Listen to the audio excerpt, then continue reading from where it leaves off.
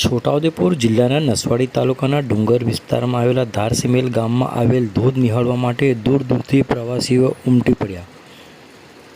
છોટાઉદેપુર જિલ્લાના નસવાડી તાલુકાના ડુંગર વિસ્તારમાં આવેલ ધારસીમેલ ગામમાં આવેલ ધોધ નિહાળવા માટે દૂર દૂરથી પ્રવાસીઓ ઉમટી પડે છે.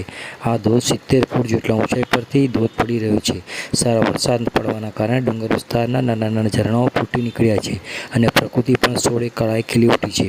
છોટાઉદેપુર જિલ્લામાં સારો વરસાદ પડવાના કારણે ડુંગર વિસ્તારના નાના ઝરણાઓ ફૂટી નીકળ્યા છે. સોળે કળાએ પ્રકૃતિ પણ ખીલી ઉઠી છે. ડુંગરોએ જાણે લીલી ચાદર ઓઢી લીધી હોય તેવા દ્રશ્યો જોવા મળે છે. કુદરતી સૌંદર્યની સાથે કુદરતી ધોધ પણ વહેવા લાગ્યા છે.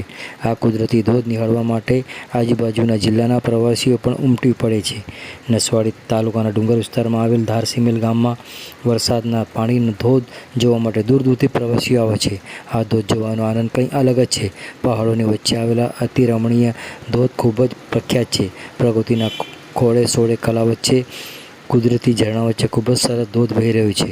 આ ઝરણામાંથી પહાડ પરથી અંદાજે 70 ફૂટ ઊંચાઈ પરથી આ ધોધ પડી રહ્યો છે.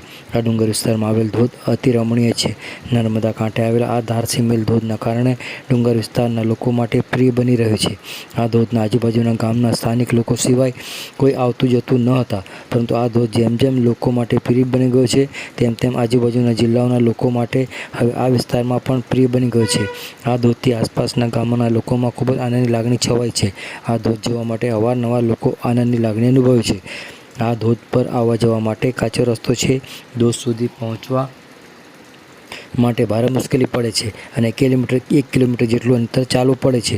ધોધ સુધી પહોંચવા માટે પ્રવાસીઓને ભારે તકલીફનો સામનો કરવો પડે છે. પહાડ પર પગદંડી રસ્તા પરથી આ ધોધ સુધી પહોંચાય છે. જેથી સરકારે આ ધોધને પ્રવાસન સ્થળ તરીકે વિકસાવવામાં આવે અને આ ધોધને ડેવલપ કરવામાં આવે તો આ પ્રવાસીઓના સંખ્યામાં વધારો થશે. આ ધોધ સુધી પહોંચવા માટે પાકો રસ્તો બનાવવામાં આવે અને ડેવલપ કરવામાં આવે તેવી સ્થાનિક લોકો અને પ્રવાસીઓની માંગ કરી રહ્યા છે. આવો સાંભળી આ અંગે પ્રવાસી પાર્થભાઈ શું કહી રહ્યા છે, સાંભળો તેઓના મુખે.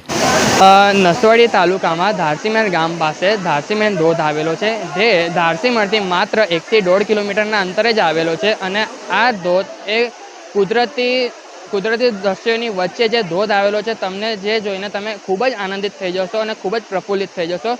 તમે તમારો શરીરનો બધો સ્ટ્રેસ, બધું ટેન્શન તમે બધું જ ભૂલી જશો અને અહીંયાના જે કુદરતી દ્રશ્યો છે એમાં તમે લુપ્ત થઈ જશો અને તમને એવું થશે કે તમે અહીંયા જ રહો અને તમે અહીંયા જોઈને તમે આમ અંદરથી ખુશ થઈ જશો. જે અહીંયાથી 1.5 કિલોમીટર ટ્રેક છે, પણ જે 1.5 કિલોમીટર ટ્રેક છે એ જંગલના વચ્ચેથી પહાડ ચડીને અને જે આવવાનો છે તમને ખૂબ જ આનંદ આવશે. અને જે 1.5 કિલોમીટરના ટ્રેક પછી જો તમે આ ધોધ નિહાળશો તો તમે પ્રફુલ્લિત થઈ જશો અને તમને એવું થશે કે અહીંયા વારે વાર આવવું જોઈએ. હું તમને એક જ સલાહ આપીશ કે તમારે તમારા ફેમિલી સાથે, તમારા ગ્રુપ સાથે વારે વર્ષમાં 1 થી 2 વખત તો તમારે અહીંયા આવવું જ જોઈએ. કારણ કે આવું તમને પણ મજા આવે, તમારા ફ્રેન્ડ્સને પણ મજા આવે અને તમારા ફેમિલી પણ મજા આવે.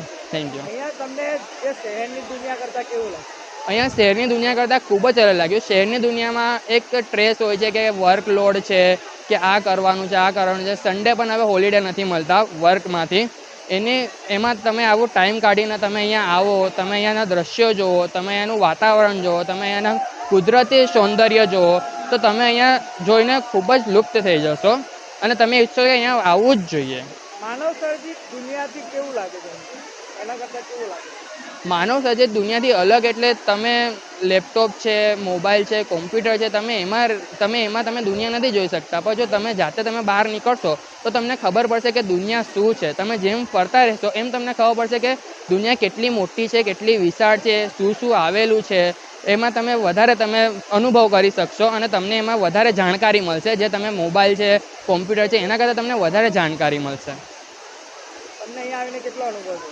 કેવો અનુભવ છે? મને અહીંયા આવીને ખૂબ જ સરસ અનુભવ થયો છે. જે ગામથી જે ટ્રેક છે, જે પહાડ વચ્ચે ચાલીને આવેલા, જંગલો વચ્ચે કુદરતી સૌંદર્યો છે, જે નિહાળતા આવ્યા, જે પક્ષીઓના અવાજ વચ્ચે, નદીઓના ખળખળ વહેતી નદીઓ વચ્ચેથી જે આવ્યા છે, આમ અમને પણ અંદરથી ખૂબ જ આનંદ ફીલ થયો છે. અને એ સાંભળ્યા પછી તો બધો જ મેન્ટલ સ્ટ્રેસ ને બધું જ દૂર થઈ ગયું છે અને ખૂબ જ આનંદ અનુભવ્યો છે.